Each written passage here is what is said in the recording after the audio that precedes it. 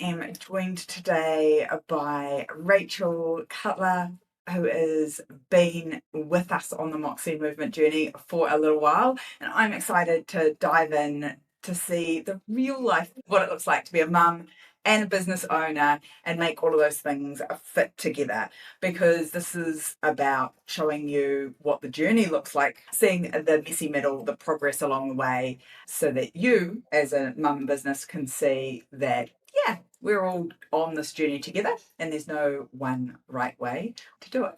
So stoked to have you here, Rachel, and very keen to tell everyone a little bit about you and your journey and your business. So fill us in, where are you in the world and what's your business?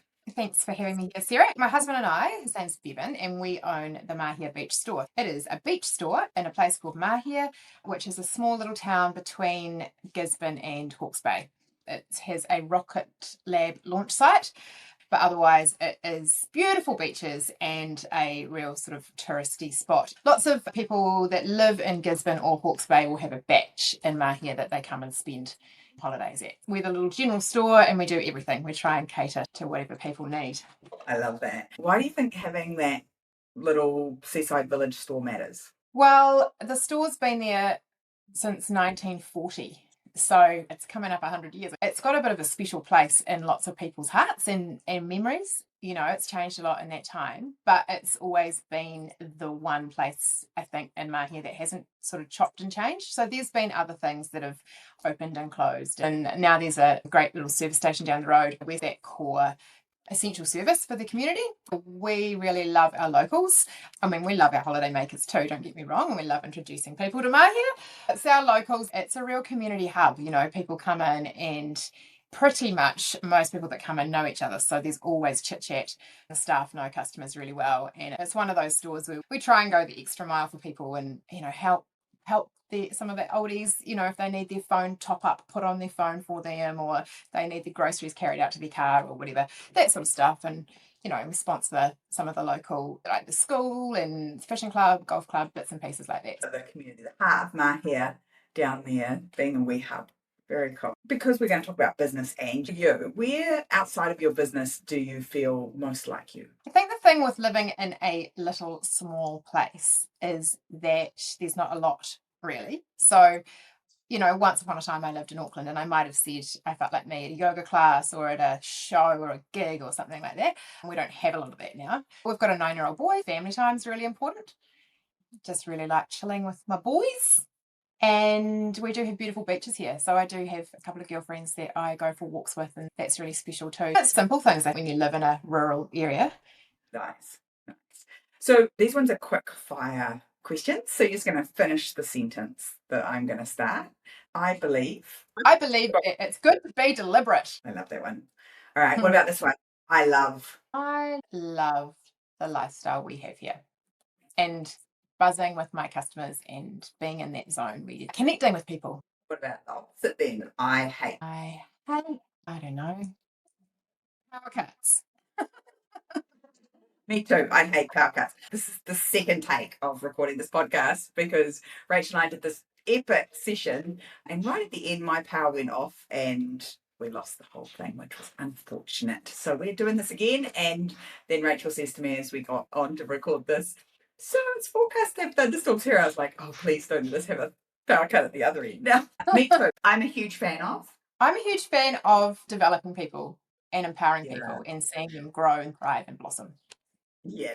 When I'm in the car by myself, I'm listening to loud music or a podcast.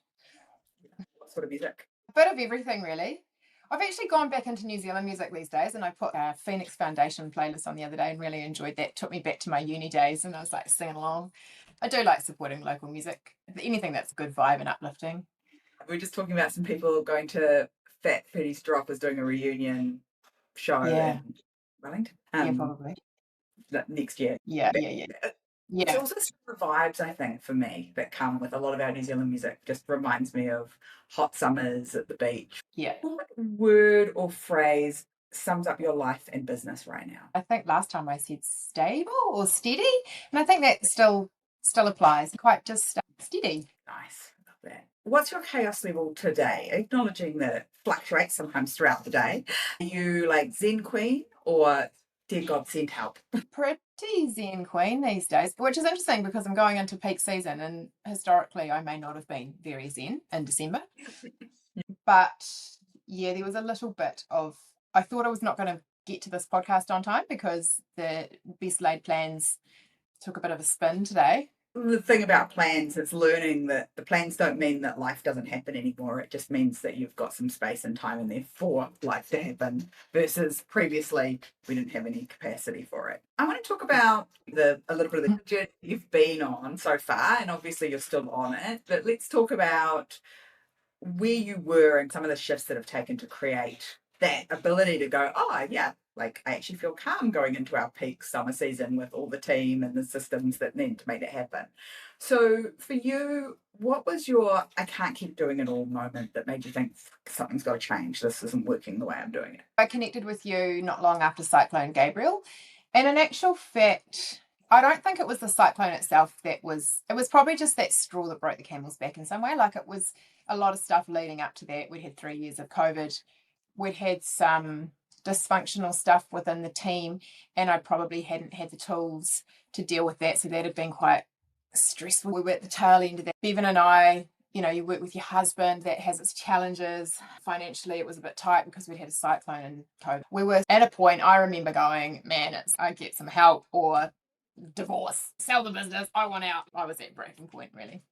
You could all resonate with that. And those years were tough, those first 3 years of the 2020s. You were like, really? Is this what this is going to be like for this decade? One of the reasons that I love working with you as a coach is that you've got that holistic approach. And so for me too, like a lot of it you'll remember was sleep deprivation, and I was having major hormonal changes, good old perimenopause, didn't join the dots at the time, got that under control now.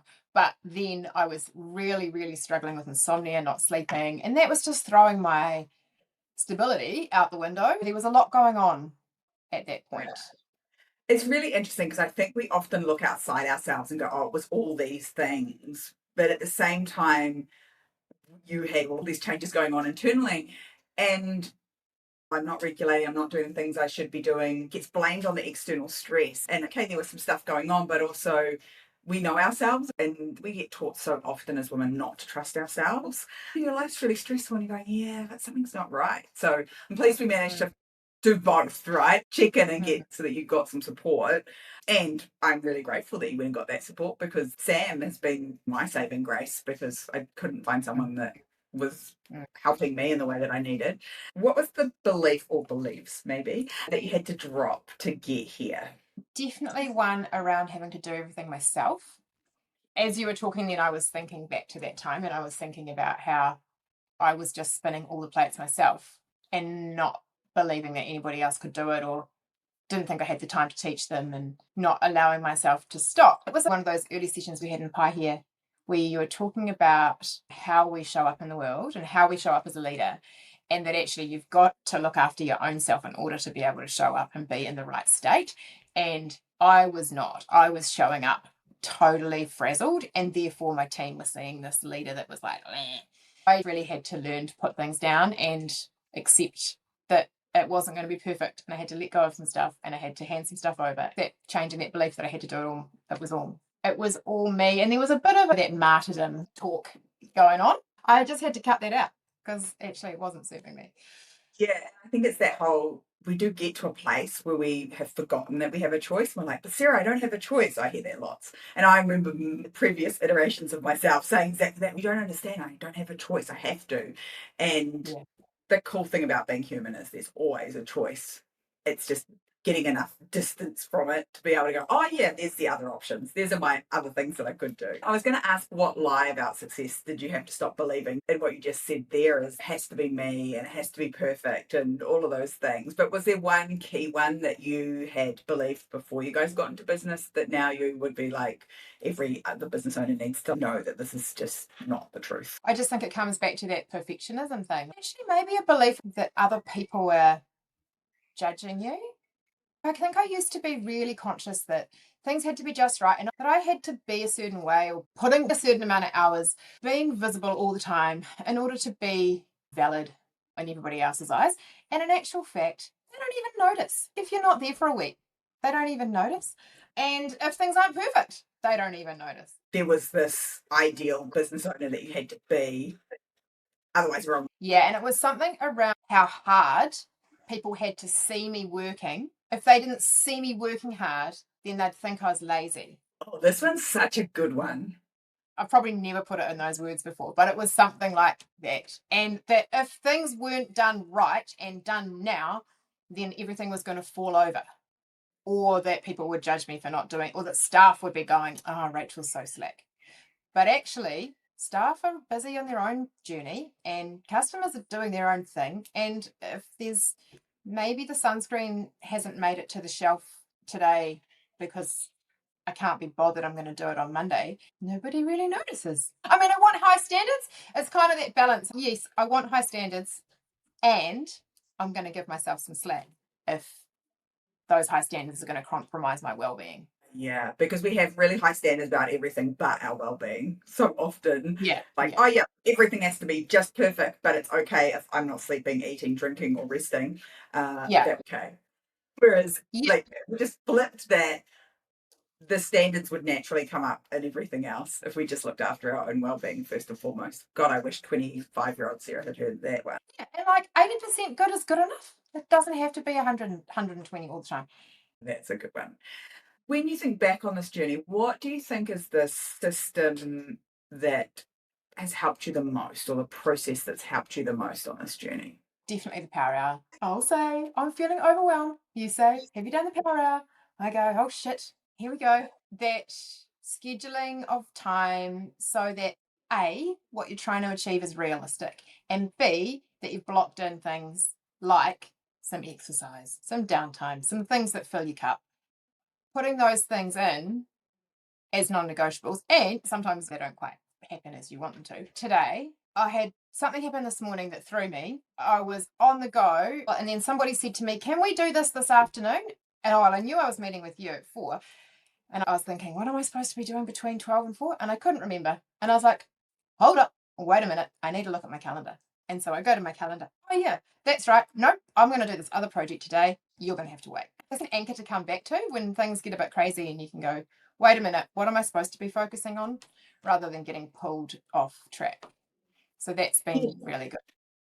You've got so many humans in your life that have demands of you, and in that moment they think their demand is like super urgent, super important right now. That's not necessarily true for us. It's being able to have that breathing moment to go, hang on, I've already decided what was important right now. Actually, my calendar says I'm doing something else, and we can do that later. It's just they feel like it needs to be done right this moment, which is human nature, right? Or they just think that your calendar is as free as theirs is. This person was like, oh, sorry, I missed that thing this morning, but I can do it now. And I'm like, well, no, sorry, you missed it this morning, and now I'm booked. I'm not just gonna cruise around and slot you in wherever. That's a big shift of my time's valuable that we take so long to understand. We've been so used to pricing it at zero value for so many years. And then when you shift it, everyone else is, oh, that's a different way of working. I mean, Yeah. that you see your time as that really driving resource for everything. And designing that week, the way that Bevan and I work with our rhythm is he tends to do mornings on the business, on the floor. I mean, he's behind the computer sometimes a lot, but he's down there, he's in charge. And then we tag team and I'm there in the afternoon, which meant that most afternoons I wasn't doing after school, I wasn't seeing Charlie. And so I was missing out on that connection time with my kid. We started to look at the things he needed. He's just been diagnosed dyslexic. We found a good tutor in Gisborne. He's been struggling with his swimming. If we're taking him to tutoring, let's book a swimming class. And you know what? Bevan started doing it. And then I said, no, I'm going to do it. And I'm going to design my week so that I have Tuesdays off and I have my day with my kid. Mummy and Charlie day in Gizzy. And I don't know that I would have done that a while ago because I would have thought I couldn't fit it in. You got to tell your time what you want to do with it rather than Yeah. anything else. Yeah. I love that. Yeah. I love that date day that you guys have. Super cool. Oh, he's actually not loving it at the moment because he's like, He's not he's complaining a lot. No, but this is our special. It's because he has to Yeah. do the things he's not keen on, which is reading and writing and swimming. Parenting and business are such reflections of each other. There's so much parenting where It's just you being comfortable with their discomfort. Me sitting in the, I can't fix this with Scarlett, and you sitting in, I can't fix this with Charlie. He just has to work through it. It's the same in business. So much of what I was doing and what you were doing earlier on in our journeys was about our discomfort with other people's discomfort. We were trying to make them feel better so that we could feel better. And when you get comfortable with that uncomfortable, that discomfort growth piece for everybody else, all of a sudden you get more comfortable with it for yourself and you can allow it. I find parenting and business such mirrors of each other that the stuff that I've learned in one, I have to apply to the other and vice versa. Parenting is, I'm still getting time with you and I get that you're not loving all of it. And we're still going to do this time because I know 10 years from now, the relationship that you and I have will be based on this time that you don't even like right now. I don't think he dislikes it as much as he tells me he does. Yeah. At which point I have to say to him, like with his swimming, I hate swimming. Well, interesting, because I watched you in the class with Bella, your teacher, and you were laughing and smiling, and you looked like you were having heaps of fun. So I think you got to be careful what those thoughts in your head are telling you, because they're not always true. With that leading other humans piece, which I guess is parenting and being a boss, this is something I still need to work on. I'm definitely not there yet. I was conscious of it for a while. I think it slipped a bit. And that is not giving them all the answers and actually getting them to think through the problem and go and solve it themselves. I have to get better at what do you think you could do rather than just spitting out the answer to them and doing the thinking for them. Outsourcing thinking is so easy to do, and we're also conditioned to answer questions. And so that shift in leadership is really learning that you aren't serving your children or your employees by giving them the answers. You're just making them dependent on you. And in neither case is that going to work out well. It's all of it's going to suck your time, focus, and energy. It's when we get good at it in certain areas and then it's a pattern that will show up somewhere else and you have to notice it again and shift it. The very first thing has to be I have to notice it before I can change it, because if you can't see it, you're never going to change it. I noticed it twice today. The first time I just gave the answer, the person walked away and I went, damn, why did I do that? And the second time I caught myself and I was about to do the job for them because it was a 10-second job. It would have been like I just had to quickly send an email to Bevan. Hey, Bevan, the vacuum packed lamb arrived with a blown seal. Can we get a credit? And then I'm like, no, actually, here's the invoice. There's the staff computer. You go send that email. And then you can do that next time it happens. The second version of events there meant that you will never have to do that 10-second job again.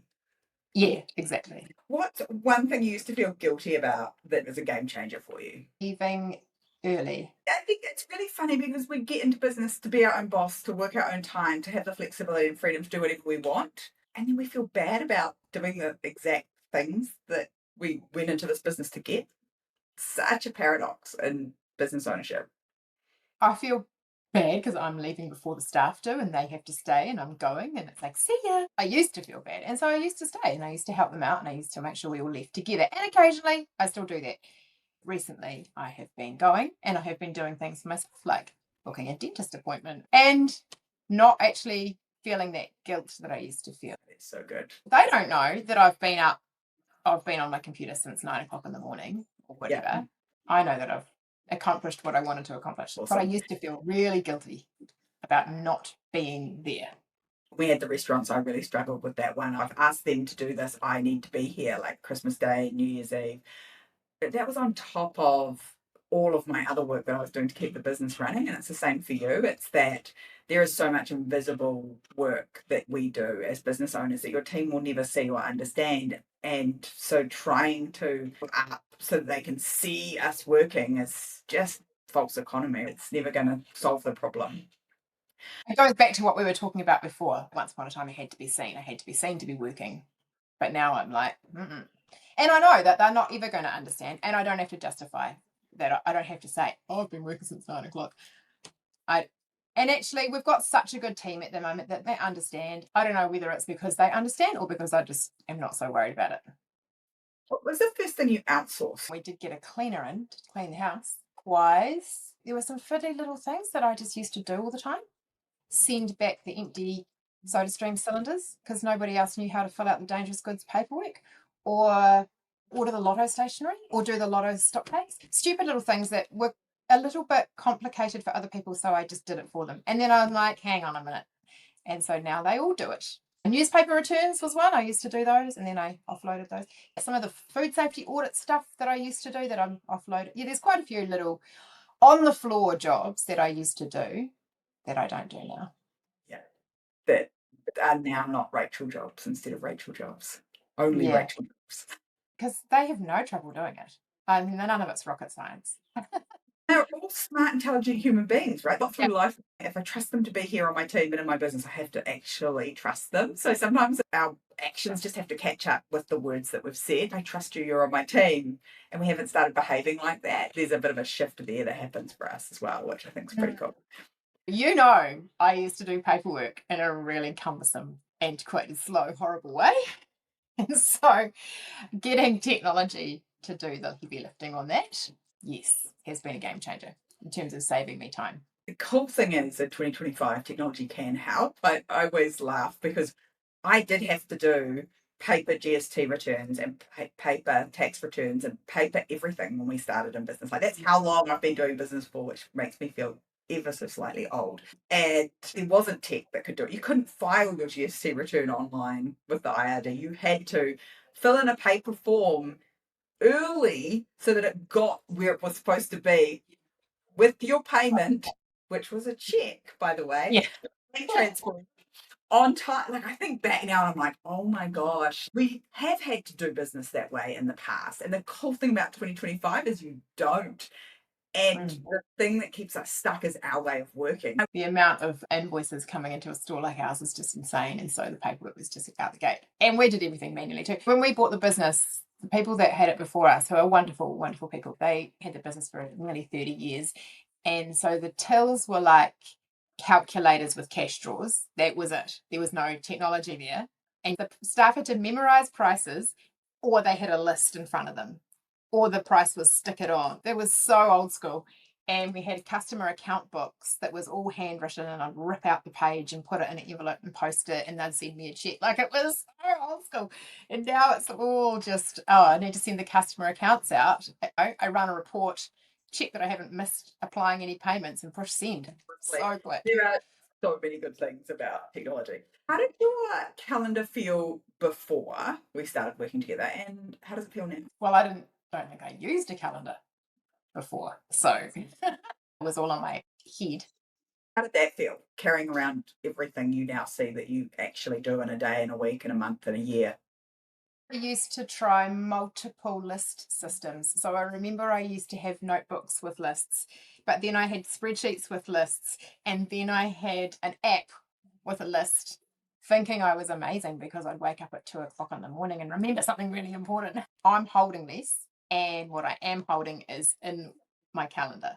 And staff will say, "Oh, Rach, we need to order that. Can you do it?" And I'm like, hang on, I'll put it on my calendar." Right? My brain's not going to remember that. Yeah. Impression you were putting it under before. That's literally what you were doing before. Yeah, and there's a bit of addiction to that, I think. There's a bit of a buzz that goes with that. The adrenaline of you feel important because you're busy. Oh, and needed. Because no one can This, get the answer without you giving it. That's the only place the answer exists is in my head or Rachel's head. They need you when it's like that too. I used to be on overdrive a bit. Brain would be always whirring with things and trying to do lots of different things all at once. Whereas now, I guess also like part of the support that you've given is that whole 6-week project and being able to be clear on what is the focus for now. And if there's all these other things, they can just go on hold in the old good ideas car park and we'll come back to those. It's really nice not having that frenetic energy. What's the energy about it now if it's not frenetic anymore? Just more chill. Look, we've got a business that gets very, very frenetic at certain times. So don't get me wrong, there are times where it's go, go, go. But that's kind of the easy part. That's just serving customers and running around and stocking shelves and making sure staff know what they're doing. But I used to feel frenetic at 2 o'clock in the morning and I don't anymore. And I think part of that's knowing that things are in place. As much as can be is in the right place. Yeah, you know the 80%'s there and that there's a 20% that's not, but it's not the end of the world and we'll get to it eventually. Exactly. What have you had to give up or outgrow to step into this version of yourself? When we originally bought the business, it was Bevan's business. I had the idea that he was supposed to be driving it and I was supposed to be helping, or I was supposed to be doing my thing, which was yoga and maybe teaching some dance classes or something else. I wrestled with that for quite a while. It was working with you that really allowed me to take ownership of my place in the business, and not in a way that's resentful, like, he's not stepping up, so I have to, but more like actually taking ownership of it. And I am invested and I want to be here and I love my community and I love my staff and this job. I think stepping into that leadership and feeling more comfortable in it and feeling like, yeah, I can be in that role in the way that works for me. I lead the team. I've got a leadership sort of feeling around the community that come into the store as well. They want to talk to me and blah, blah. And I'm sure Bevan has it in his way as well.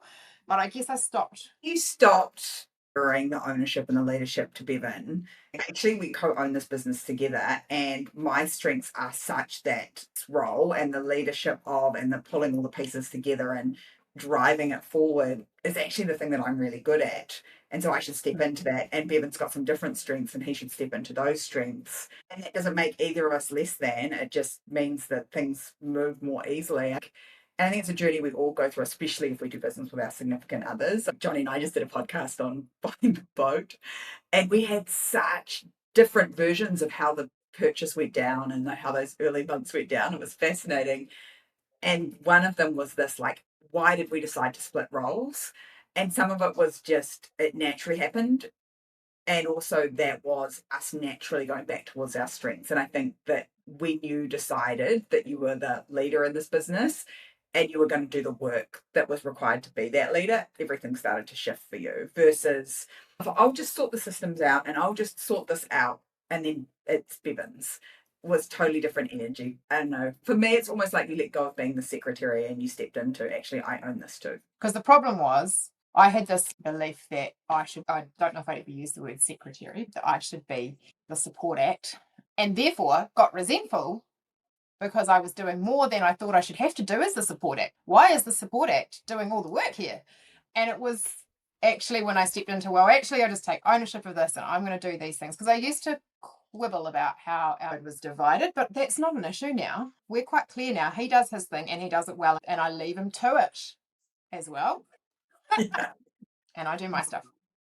He's Exactly. good with it. As long as it gets done. What worked and what helped you shift from that frenetic to where you are now? What did you decide to tackle first? Was it the ease? Was it the time? Was it sales? Or was it something else that we looked at? It was around time and me always feeling like I didn't have enough time and having to change that whole story. So I remember you encouraging me to get onto systems, and I kept getting stuck on team things like performance nudging and making sure that we had clear values and people were upholding those values. And because I couldn't have the headspace to step away and focus on other things when I was being mother hen and having to sort out all of the little dramas. There was a bit of stuff in there around how do we communicate with each other, what the expectations are, making sure I pull people up before we had big giant problems,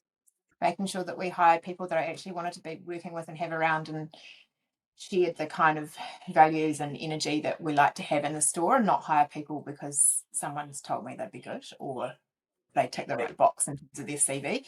That's been huge because it's meant that we've just had a team that's got on really well. I mean, it's the kind of workplace where you've got to get on with the people you work with. You're not sitting in a little silo. You're engaging all the time. We're really proud of our team now. We've got a really, really cool team. And they're so good that I can leave them to it. That was definitely the first thing that shifted, I think. And then Because systems. you weren't dealing with people doing dumb stuff operationally. You were just dealing with all these niggles and the attitudes and these ways of speaking. And that's such heavy lifting work. That's all directed at the person directly. And I always want as much as possible to get you out of people problems and into system problems. And in order to do that, you have to be really clear on what those values are and what those behavioral standards is. In a perfect world, this is how we would build your business. And the reality is sometimes this is the bit that's bleeding. And so let's stop the bleeding first and then come through the other bits. And once you've really stopped that big problem, the other stuff starts to come. And I think that's what you've seen is once you had the right people in place that were aligned, you could actually find headspace. And not only that, they helped you build the systems. You didn't have to do it all on your own anymore. And all that was, it wasn't about did they have skills and tools and tick boxes and experience on their CV. Like you said, it's, oh, they fit from a values point of view with who we are as an organization at the store. It's interesting because everybody has that same, I'm too busy, I don't have enough time. But the reason for that and uncovering that piece and finding where that pain point is different for everyone. And it was your people that were just sucking up so much of your energy. Some of that was because we at that stage probably had a couple of people there that maybe weren't quite the right culture fit. We worked through it and it was okay. But as people have sort of gone off on their journey and we've recruited new people, we've made sure that we've got the right fit. Because actually, when you've got a team where 9 out of 10 of them are on board with the values and then you've got one that's not, they make it very apparent that you don't have to step up your game so that you can make Bevan and I happy. You've got 9 other people here who are getting grumpy at you. Yeah. Yeah. What's one boundary you set that has made such a big difference for you? I'm struggling with that one, but I'm thinking actually it might just be that interrupting time situation.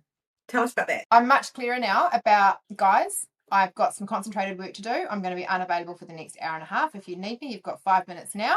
Otherwise, we'll see you at 3 o'clock. And I'm putting my headphones on. And they're good. They're like, yep, cool. They're good at leaving me to it. I used to struggle with that because I used to think, because our desk down at the shop is in the middle of a thoroughfare, we have an open door policy because there's no door. It is right there in between the shop and the kitchen. And so everybody walks past up and down.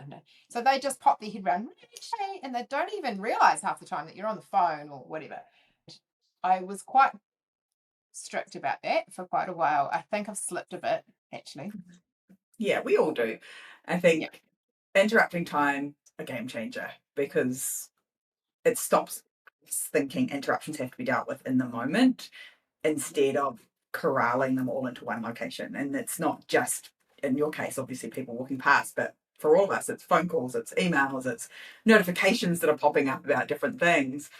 It doesn't have to be done right now. It can all be done today, later on, or tomorrow, or in most cases, next week. When you tell them where to go, I think it makes it really helpful for you. And I don't mean get out and never come back, but just this is the space and time that's suitable to interrupt me. I always laugh because it was my mum that was my worst culprit of interrupting. When I told her this is the time that I have got to solve those things, it just fixed everything. I was like, oh, light bulb. I wonder if this will work for other people. What is a belief that I challenged you on that you really hated at first? You're kind, so you won't want to throw shoes at me. But what's something that you heard me say and I challenged you on lots that you really hated, but now you're like, oh, everyone needs to hear that. I know. You'll know. I used to say but all the time. And you're like, and God damn, I did it again. Took me Yeah. a long time. Now I'm conscious. I got really, really, really aware of that for a while, and I still am. You know, even when I'm writing an email, I'll go, "Oh, I don't think that's a but. I think that's an and," because the buts can be excuses. Like, you're negating the first thing you've said. There's different scenarios. Two things can be true. You would agree with me, pretend to Yes. agree with me, and then say, but, and give me all your excuses. I'm like, Yeah. just disagree with me, say no, and here's why. Or if you agree with what I'm saying and you've got some things that you need help with fixing or adjusting for, then say that. Yeah. But either that could be true for me, and here are the reasons why I haven't changed it so far. Help me undo those. Is really different from yes, but. And the yes and allows our brains to be more curious. It's trying to land our communication gently instead of just saying, no, I disagree with you, or I've got some challenges I need some help with. We're trying to agree, and we use the but as the qualifier to make sure we're okay with that, and we'd rather you said something else, is the bit. That's right. Yes, I've heard you, but this is that. Yeah, there would be a bit of that. I think when you use and instead, it creates the space for both things to be possible and true and same, like you can say, yes, this is going on. And then instead of saying, but, and you go, and I feel this way about it, there's just more spaciousness. And I guess two things can sit side by side and then you can kind of look at it. It's Yeah. is that you're living in that where two things can be true at the same time. Life's not as black and white as people have tried to convince us it is, and we spend more time in the and between two places than we do in this is right and this is wrong. And so we can be having an experience that we know long term will fix the problem. And while I'm on that journey, this is all the stuff that's not working and is uncomfortable about it. They're both true at the same time. And so shifting that to making sure we're open to both possibilities and our brain's open to both possibilities. That's the really big shift, is shifting out of judging ourselves and our experience and where we're at and just getting curious with it. Because once you were yes anding, like you say, there's that spaciousness of perspective, and I think your brain just gets a little bit more curious and allows you to dig into stuff in a way that you didn't before. That's that interesting thing, and you're really great at noticing language, and there'd be other things you would have said to me too around, I'm quite conscious of when I just fall, and I've seen you do it with other, clients as well, where we'll brush something off or say, oh yeah, but that's because I'm shit at that, or that's because I'm no good at that, and we'll talk ourselves down without even realizing it, like it's a subconscious thing. And I'm getting better at catching myself and going, oh, if I tell the world that, then I will be hopeless at that thing. If I tell myself that maybe in the past I've had some struggles and I'm getting heaps better at it, then there's a lot greater chance and opportunity for me to improve. The person that's listening to your words is you, and you believe what you say, right? It's amazing how much of it's subconscious. It just rattles on out because it's probably something that you've said for 20 or 30 years or longer about yourself. And then it's like, oh, okay, yeah, that's what I'm creating if I'm saying that. Is that who I want to be? Is that how I want to show up? All of a sudden, again, it comes back to that curiosity piece. Is that what I want to hear my child saying about themselves? Yeah. Because so much of our stuff, if we look back and dig all the way back to where it came up somewhere that somebody said that was highly influential in our life when we were younger. Often a parent, maybe a teacher, maybe someone else in the family. I think when we get really deliberate about our language for ourselves, we're also doing it for our children as well. I like that one. So, do you ever feel like you have to choose between making money and being a good parent? Not at the moment. Yeah. We had a really challenging summer. We're a seasonal business, and summer is the time that we put money in the bank as our buffer to get us through winter, which is really quiet. Last year, 24-25, was about 50% down on a normal summer. Not a little bit down, like majorly down. We were used to running winter, chewing through our buffer, rather than running winter in a way that was profitable. We had to put in some changes. We spent the last 6 months over winter, Bevan and I, having to do more work on the floor than we would ideally be doing. It worked. It got us through. It got us caught up. We are in a much better position. We know our numbers a whole lot better. We've got our stock levels sorted. There's a lot of different things that we've looked at and changed and done. And there was a time there where I felt like I wasn't being a good mum because I was having to work. So there was a bit of a stretch. And I had to explain to him that we're doing this at the moment so we can keep our income coming in for our family, and it won't be like this forever. And this is why mum takes Tuesdays off with you. And we would try to still have weekends together. And we just had to make sure that the time that we did have together was really quality time. And I feel like we've done a lot with him this year, and he's really blossomed. When our kids tell us what they need from us, we definitely want to be listening. And I don't necessarily think that you were choosing between being a great parent and making money, because you had already made other deliberate choices to show up and be a great mum during that time, even if those evenings were going to work somewhere else. Like you say, Tuesdays were his and weekends were his. Now he's at an age and stage where he can voice more clearly what is the problem. And that just, I think that bit of parenting as well makes it easier as their communication skills get better as well. They can ask us for what they want and need. So you can really easily ask Charlie, what does being a great mum look like for you? Versus when they're small, they can't tell you with any great certainty that's helpful for you. What's the favourite way your business has changed your family's life? Well, it's tricky because we didn't have a child before we had a business. So the two have been combined. The main thing is actually just being able to live in this beautiful part of the world. I lived in Wellington for years, Auckland for years. Getting me out of Auckland to Gisborne was a stretch, and then taking me from Gisborne to Mahia, And now I can see what a great upbringing it is for Charlie. I mean, there's pros and cons, obviously. Like, he doesn't get exposed to all the amazing city things.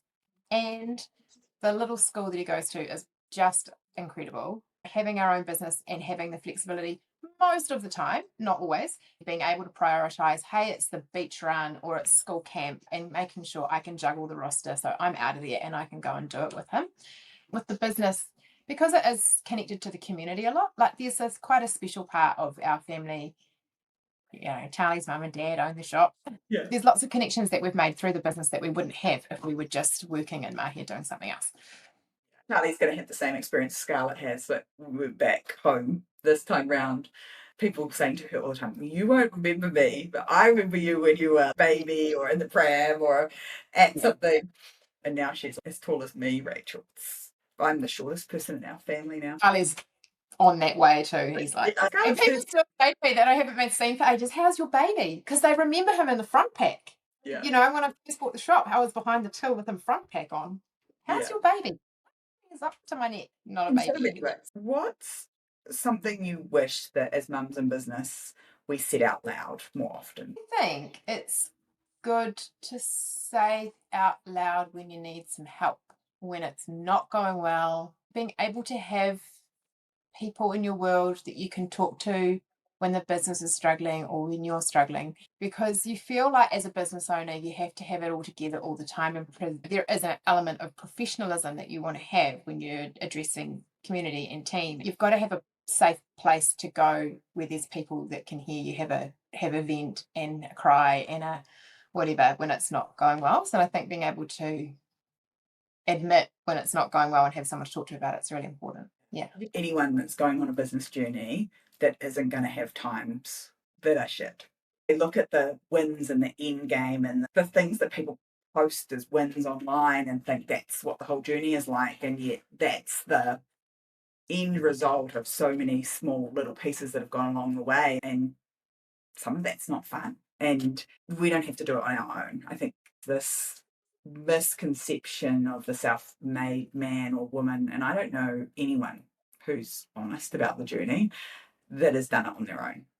Like, no one I know that survived a journey in business doesn't have people that they ring it with snot and tears and pick them up off the floor and give them chocolate and a glass of wine, or support members or coaches or advisors or people that have helped navigate through some stuff. Because why would we figure it out on our own? There's so many people that have been before that can help.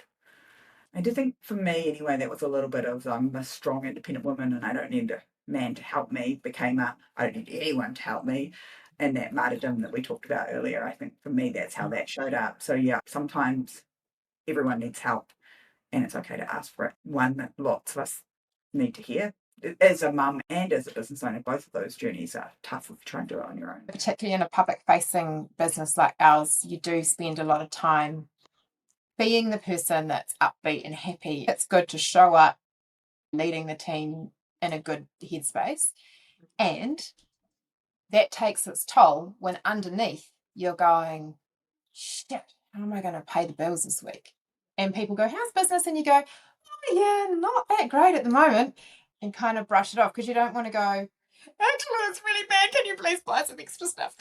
Please help us, we're going to lose our business. God, in COVID, I feel like we did exactly that at one point. It was like, please buy gift vouchers and pre-book your private charters for whenever this lockdown is done, and because we won't make it if you don't. We have this misconception that we have to be on all the time. And I agree with you that there is a balance between the two, because if every time you and I had a sleepless night about payroll and wages and are the sales going to come in this summer or is it going to be a wet summer, if we shared that every time, employees would be stressed, like they wouldn't know whether they were coming or going.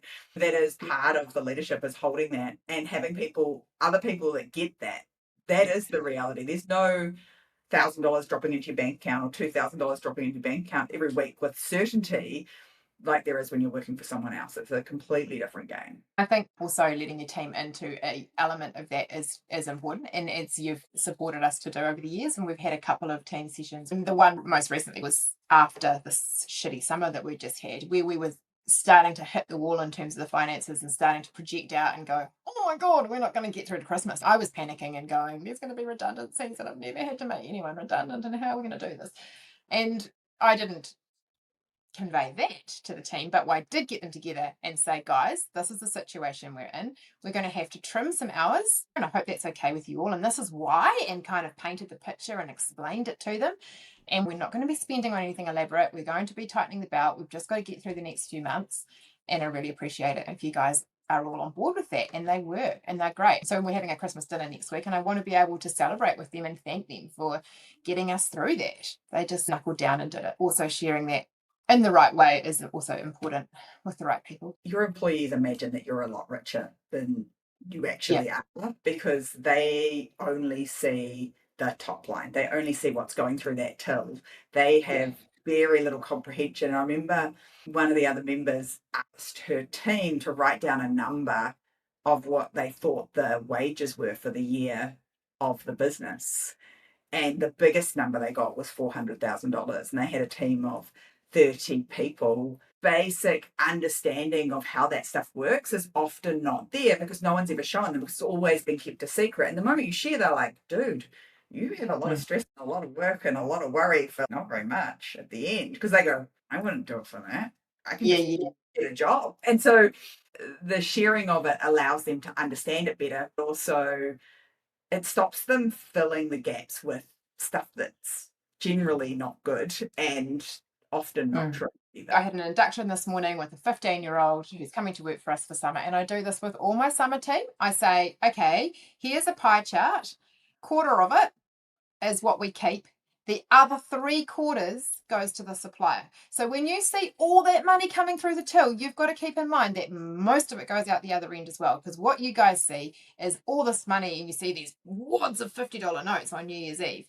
And so you've got to remember two things. One, there's also tons of stock out there that has to be paid for. So most of that money is going back out the door paid for the stock. And two, that profit, that little 25% bit, that's got to cover all the overheads and all the wages, not just for the day you're working, but it's got to get us through the year when we've only got 10 people coming in instead of, 1,000. You've got to remember that we bank some of that money in summer to get us through winter. So we need it to be busy and we need to be making profit then, because we don't make it in winter. And then they go, oh, so I just really want to make that clear. I've had people say to us, oh, you must be stuffing cash under your mattress. You must have big wads of cash there. And I'm like, yeah, nah. Yeah, it's so funny.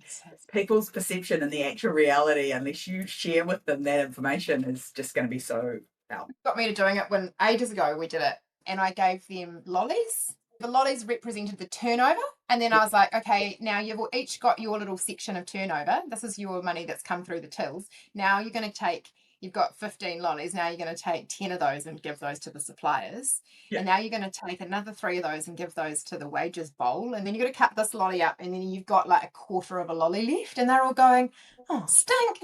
But that was quite a good way to get them to understand. You can do it with those visual representations of it's significantly different than what is really helpful.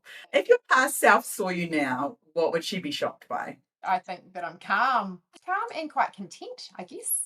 I used to spend a bit of time thinking about where else I'd rather be, and now I'm just happy doing what I'm doing.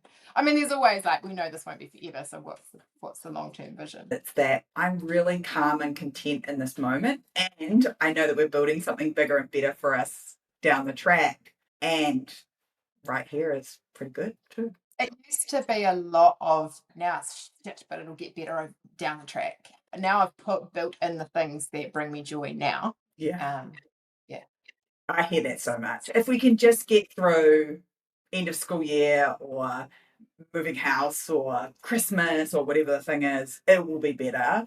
And I wish I could tell you that it was, but it won't. The juggle just changes. The juggle when Scarlett was a baby, I used to have Scarlett sitting on my desk and like bouncing her while I was entering the invoices. And now she's 13 and the juggle's just different now. We're like Uber mum and dad. You just have to be available to take you to this thing and that thing and this thing. And the load on you is no less. It's just different. Texting for a pickup instead of shouting that someone needs to come wipe my bum when she was a baby. Yeah. Same amount of time. What's your secret weapon? Something that other women need to know right now. Ooh, the systems, full stop, everywhere. Some of those are just been spoken about. When we do this, we do it that way. Some of them are documented. Some of them are me finding the right tech to streamline the back end. I buzz out about how fast I can do my bookkeeping now. It is so fast. Bookkeeping and payroll and rosters that used to just consume me, I do the whole lot in about an hour a week. I was overwhelmed with the old way I was doing it and how to transition from that to the new way. And I had to get someone to actually help me because I didn't at the time have the headspace. So we got some funding post cyclone. What does your business need post cyclone to recover? And I was like, I actually need to understand my numbers better, and I can't do that when Xero is not working properly. And they were like, oh, here's a person that can help. Great. So she basically spoon fed me. I didn't have to think about it. She's like, this is what you do. Here's how it's done. She was like, I've got a window in November, and if you don't take it, it's not going to be till February. And I was like, oh, I've got too many other things to do, but I'm going to have to do it. And I just did it and made it happen. And my goodness, it was a game changer. We use PayHero, and they're so good and so easy and compliant. If there's a time clock on the wall, they punch in their time, it sends it through. Oh, first I do the roster, it sends it to the time clock. Then they go, yep, I did work those hours. Then they come through and I look at it and go, oh, she's made a mistake there, fix it up. He's made a mistake there, fix it up. Send, done. Like so fast. And yeah, so that's a game changer. The right systems, the right tech tools to back it up, constantly communicating them to everyone. The systems that I put off for ages, the ones that I put off for ages were the ones that were going to help me. And actually, probably now that I look at it, I go, well, if I'd done that earlier, I would have been able to deal with all the other stuff because I would have had more time. But I did spend a lot of time getting everyone else's systems in place and kept going, I'll carry on doing things this huckery way because I'm the only one that has to deal with these systems and I know how they work. And eventually I managed to shift those. And when I shifted the things that I'm responsible for and made those faster, wow. Yeah, that was good. It's a big shift, right? Because we're so used to doing everything for other people to recognize that actually fixing the systems for you was actually the thing that was going to change everything is huge. That's a shift of way of being across everything, not just in the business, isn't it? Yeah, and it was a pretty big project actually, because I did all of those things at the same time. I was deep in it, and staff were like, what is she doing? So, yeah, again, it's that you don't have to justify, you don't have to explain. Like I did, I was like, I am working on changing the systems that I do in the back end. Nobody else in this business, not even Bevan, knows how clunky it is at the moment and how much this is going to be change it. But I know, and I'm working on that. And they're like, okay, left me to it. They don't need to understand really, but yeah. And that's one of those things where they won't ever understand, but they will see this shift because the load has come off to you can do the other things that you need to do. And so for the mum who's listening, who's stuck and tired and exhausted and sick of being stretched thin, what would you whisper in her ear if you could? Cool, Sarah. I think it's about having someone that can help you filter all the noise. And I don't think all business coaches can do that, or all business coaches don't all do that. There's plenty that will help you with your numbers, which is no good if your people are a problem and your marriage is in crisis and you're not sleeping. Like you can have great numbers, but if you're sleep deprived and grumpy and have toxic stuff going on in the workplace, it doesn't matter how good your numbers are. When you're drowning in it, you actually need somebody that can see from the outside in, and having someone that can look at where you're at and go, this is what you need. It's actually a walk on the beach. Go walk up that hill and look at that beautiful view, or go walk on the beach and then come back and see me, and then we'll go to the next step. I think that's a really interesting one. And I think that's something that I don't do a good job of talking about often enough is that not all business coaches are created equal. And we're in an industry that's got so niche down that we've forgotten that there's a whole person behind it.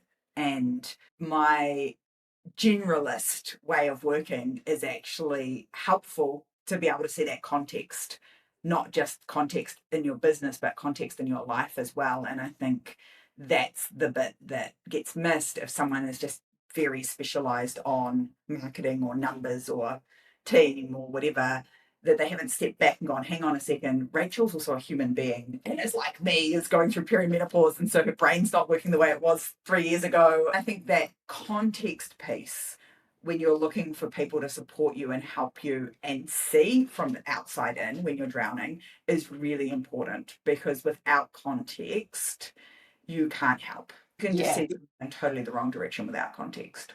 It's having that perspective. It's about being able to have someone else that can take that helicopter view and kind of go, well, I can see that there's all these different things going on and you're never going to be able to address them all at the same time. Really, the first one's got to be your well-being, and that's the one that you generally don't look at when you're in that state. It affects everything, right? Every single interaction you have in your business and your life is less than. Every single one. Yeah. Yeah. And I'm much better now at noticing I'm feeling flat, I'm in a funk, and making myself do that walk up the hill or get outside or put some better structure in my day or my week so that I'm doing things for me, because it's really easy to let those think those are the first things that'll slide when the pressure comes on. That's a good one. What's one thing a mum with an established business like you could do this week to get closer to where you are right now? There's real power in clarity. And so it's really easy to get used to being in the day-to-day run-of-the-mill treadmill type stuff and focusing on the thing that's cropping up right under your nose. And I do think it's important to take, like, if it was one thing, I would say take, an hour, and it might even just be go for a walk, clear your head, and think about where you want to be in 6 months or 12 months or 5 years, 10 years, and be able to make sure that those are the things that you're working towards. It's a little bit like just making sure that you've got your compass pointing in the right direction, because we can be busy doing lots of things that aren't, as you've said, aren't the right things. And so that check-in piece of, am I on track with where I want to be down the road? Am I going in the right direction, or am I running furiously to something that I never even desired? Yeah. Any last words before we wrap this up? It's been super cool chatting and listening to all the shifts and the changes and the things that have shifted for you on this journey. Is there any last notes of wisdom you think you could share? Because we're still on this journey, we're never done. We have sort of touched on this, but I just really understand now, having had insomnia for a long time, how critical sleep is. And I used to think that I could function on no sleep because I had to keep going and I had no choice. That's what's really changed. I was more emotional, scatterbrained, forgetful, grumpy, all the things, couldn't focus, inefficient, not a good leader. It is a hard one. If anyone's out there that is in perimenopause and that's the thing, I really, really, really battled with that. And I still get it occasionally. I'm way better. I just make sure that I'm not on a screen late at night. I'm taking my magnesium, not eating too close to bedtime, reading a book instead of watching a screen, doing all the wind down things. Generally, I sleep a lot better. Exercising during the day, I can get that sleep. And I've got some perimenopausal support as well with some HRT on board. Don't put up with it, because I put up with it for a long time. I wish I hadn't. We think it's normal as women that it's okay not to sleep, and it's not. The studies that are finally being done on us now, it shows that we need a minimum of 8 hours. In fact, we need 8 to 10 hours.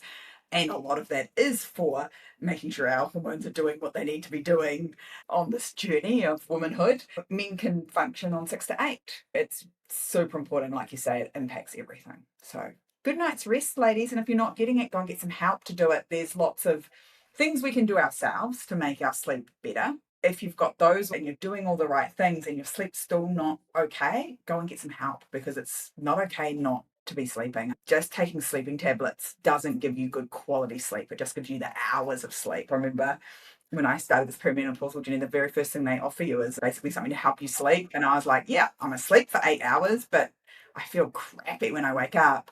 And so it's got to be the right amount of time and it's got to be good quality. And there's a whole lot of things you can do to impact that. And if you're doing all of those and it's still shit, like Rachel says, get some help. Jesus, your brain needs the rest, your body needs the rest, and everything just gets better when you're able to wake up and go, oh, that's how my body and brain's supposed to feel in the morning.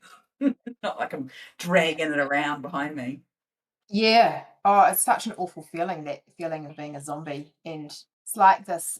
Yeah, I was feeling like I still had to get through the day, even though I knew I was very compromised. And it's sort of like an invisible illness, really, because you can still look like a normal person, but the old brain is like, and it was actually just hell.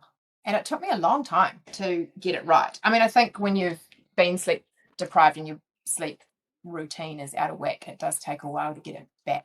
Well, everyone's different. It did for me. It took a while. Now it's a game changer. I'm like, just love it when I have a good sleep. And most of the time I do. And I didn't used to. And now I realize people used to complain about that 1 hour change at daylight savings and how hard it was. That's because they had really good sleep hygiene. They go to bed and they wake up at the same time. It's because actually, when you're good about this, that 1 hour shift actually does really impact all of your well-being. And when you've been good about it, you notice it. And I was like, oh, I just was never good about it. Even before having a baby, I just didn't worry about what time I went to bed and what time I got up. I just went about my business, and what sleep happened. Yeah, that one's a big one. It's so funny because it seems like you must go to bed and sleep 8 hours, and yet not very few women think about that as a priority. Yeah, and I think you're often the one that gets up to the kid in the night and does all the things, and it's hard to get back to sleep. That old martyrdom thing, that sort of badge of honor that I could do this and do that, and I had no sleep, as if it was like I don't know, like I just thought almost like there was something not good about it, but that I could cope with it because I can cope with anything, so I can cope with no sleep. Thank you so much for your time. Super appreciate it. And I know that it's going to resonate with so many mums that are running businesses and the journey that you've been on. So thanks for taking the time to share with everyone. My pleasure.